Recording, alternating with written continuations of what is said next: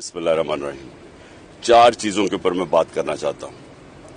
सबसे पहले कि जबकि मेरे पैर पे स्वेलिंग है, उसके बावजूद क्योंकि अदालत ने तलब किया है, मैं ये बताना चाहता हूँ कि हम अपनी अदालतों का एहतराम करते हैं। जो ये दूसरे नहीं जो कि सारा वक्त अगर फैसला इनके लिए ना आए तो ये हर किस्म का जलील हरकतें करते हैं, प्रोपेगेंडा करते हैं जजेस के खिलाफ।